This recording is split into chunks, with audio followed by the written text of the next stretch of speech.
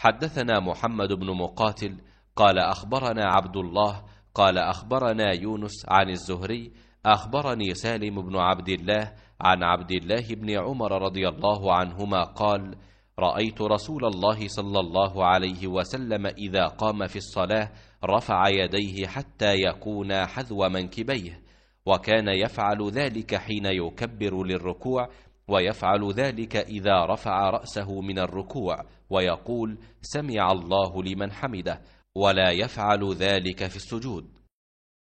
सालिम बिन अब्दुल्लाह बिन उमर ने अब्दुल्लाह बिन उमर रदियल्लाहु ताला अन्हु से खबर दी। उन्होंने बतलाया कि मैंने रसूलुल्लाह सल्लल्लाहु अलैहि वसल्लम को देखा कि जब आप नमाज के लिए खड़े हुए तो तकबीर तहरीमा के वक्त आपने रफ़ा यदैन किया। आपके दोनों हाथ उस वक्त मोंढों तक उठे, और इसी तरह जब आप रुकू के लिए तकबीर कहते उस वक्त भी रफ़ा यदैन करते, और जब रुकू से सर उठाते उस वक्त भी करते।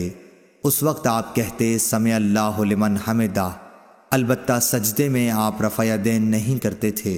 सही बुखारी हदीस नंबर 736।